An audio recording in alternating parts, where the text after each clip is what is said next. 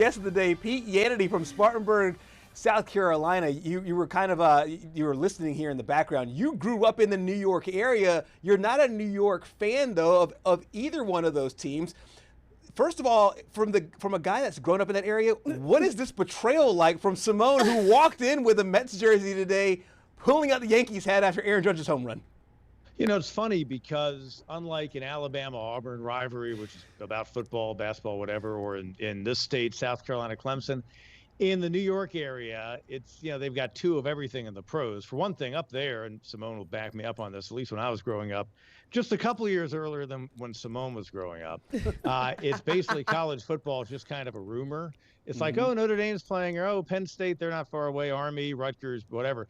I went to Yale games, so that kind of, you know, makes me feel like I'm an upper crust kind of person. But it's like the pro teams, like there's no, like the Jets could care less if the Giants win or lose. Right. They just either hate their team or love their team, hate it more. And same thing. It's not like, oh, well, the Giants lost, but well, at least the Jets lost today. We feel better. There's literally, it's the most banal thing. I will say this, though, and I think Simone can back me up on this, too, is that the Yankee fan tends to align itself with the Giants fan. And, of course, the Mets and Jets tend to go together, even though the Jets haven't played on Long Island in 40 years. And I have many older sisters. And I come from a family of Pirates fans because of Western Pennsylvania ties. But one of my sisters over the years gravitated to becoming a Yankees and a Giants fan. And I can tell you that, let's see, how can I make this Southern and polite? Bless her she heart. can be annoying. She can be annoying every October and in some years, January, early February. You know, well, I get to hear that quite a bit. Listen, I did not think we were going to open the show by talking about last night's remarkable moment there by Aaron Judge and Major League Baseball, but I'm not mad about this. I absolutely love this. Pete, welcome into the show, man. It's great to catch up with you today. Obviously, a big opportunity on the horizon for this South Carolina Gamecock team. What is kind of the state of the state right now for the Gamecocks, where they're staying right now? I think their open day came at a good time, especially since they were able to get a win and stop the two-game skid that happened with losses to Vandy at home, then at Missouri. And coming out of Missouri, they rushed for -9 yards in that loss. That's a game they led in the fourth quarter. So the whole theme going into the Kentucky game, the last time they played a couple of Saturdays ago, was to run, run, run. And Shane Beamer actually emphasized that with just a little bit of extra passion in his voice at his weekly news conference this week going into the LSU game. And they ran the ball on 14 out of 15 plays. I counted it up, though. It was interesting. Only about half of their series in the game began with a running play. So it's not like they were coming out of the gate each time they got the ball back and running it. And they only averaged 3.7 yards. They did rush for in the neighborhood of 150 to 200 yards in the game, but they did emphasize it more. And Russell Faison scored a couple of touchdowns on TD runs, so they were in the red zone trying to pound it. And they also pounded another one as well, or at least Faison scored at least one of his on a run. But that's the big emphasis, is that they want to try to establish the run. It makes sense, and that makes you have to wonder if it's going to be Lenora Sellers tucking it and running it on a design play, or maybe makes you back off or load the box a little bit more, so therefore you can throw over top. So that's the big emphasis this week, and for the rest of the season with this grinder of a schedule ahead, they're going to try to run the ball. And keep in mind, and one of the things that people forget about, when Steve Spurrier got it going in South Carolina, he had a really talented team. Yeah. One of his most talented players when healthy was Marcus Lattimore. And they, gave it to him 40 times to beat Florida in the Swamp in a memorable win way back in 2010. But you have to also realize, if you're South Carolina, you've got some talented players. You maybe don't have the depth that other teams has.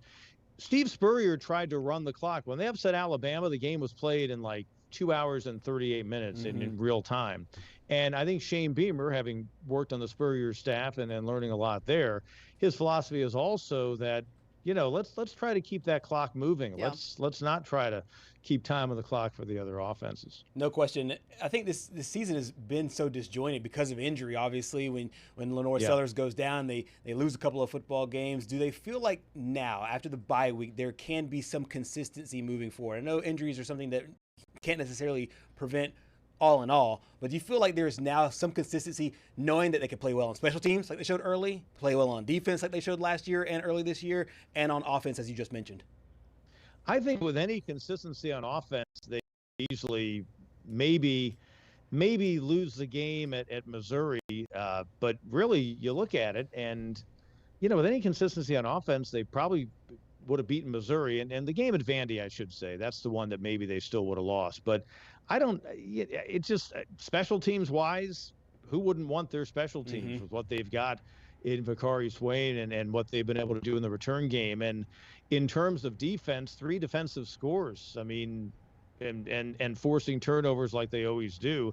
It's just, if Sellers getting hurt, that completely changes the Vanderbilt game. And who knows? Vandy may still come in and win that because Vandy's really good. Sure. But you're leading the game. Sellers comes back to the Missouri game, and with any kind of run support, because he was slinging it around, he threw for 300 yards that night.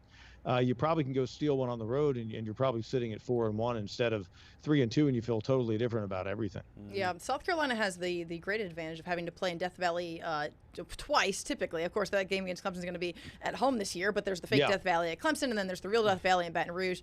We did get a chance to hear from Shane Beamer about preparing for the crowd noise and what that is like there in Baton Rouge at LSU. Let's take a listen. Yeah, starts in practice. We're, doing some crowd noise things in practice, which we always do when we go on the road, and did it when we went to Missouri, and did it today, and we'll do it tomorrow and Thursday in practice, just trying to, simulate crowd noise. But, you can't simulate 100,000+ probably heavily intoxicated Louisianans down there, and which is going to be awesome. I mean, that's what you want to coach in those environments. But I would say the same thing that Coach Kelly said about coming into Williams-Brice Stadium last year, which is a loud environment. Like, you can control the crowd with how you play, and that's what we need to focus on, is playing winning football offensively, defensively, and special teams, and being able to minimize the impact of that crowd. But, this isn't going into some 40,000 seat stadium. This is one of the great venues in all of college football. So we know it's going to be loud, and got to prepare that way during practice, and then play well on Saturday night. No lies told there. There's no doubt 100,000 plus strong. They will be heavily intoxicated. That would be a normal Saturday, but it's certainly the Saturday coming off of a loss on the road at Ole Miss, when this team is trying to have national championship implications, wanting to be there in the final game of the year.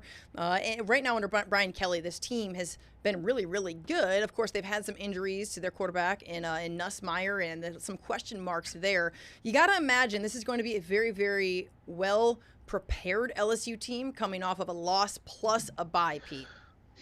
Yeah, and I just think you've always got an advantage when you've got that bye week, and South Carolina will be coming off a bye as well, so something there. They've won in the other Death Valley, the one in Clemson, their past 2 trips there. They only have the last time they won down in Baton Rouge all the way back to 1994, and they won that game on a rainy Saturday night on a late game trick play in which they were trying a field goal, and the holder, flipped it back, and I don't know if it was the kicker who threw it, but eventually the holder, a guy named Blake Williamson, caught it for a touchdown on that play and won. But, going on the road hasn't really been an issue for this team. I wouldn't be concerned about that. I'd be concerned about Harold Perkins, being faster than anyone you can get to the edge for LSU's defense. And I'd be concerned about the fact that LSU can come right at you and attack you. I think Nussmeier is one of the top 3 quarterbacks in the country out of the box. And statistically, there have been, he's hampered with injury, but I think he's really good.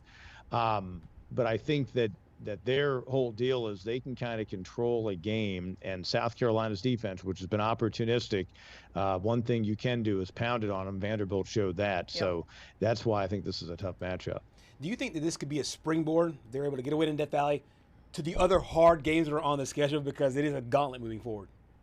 Yeah, it really is. And you see that it's nothing but ranked teams. And then after another open date, they've got another ranked team, Texas A&M, and that's another road game. So not only are they playing this gauntlet of 5 straight ranked teams, each of them in the top 15 or so, but they also have to play 3 of 5 of them away from home. And, Oklahoma could have John Mateer back by the time that they come to Columbia in a couple of Saturdays.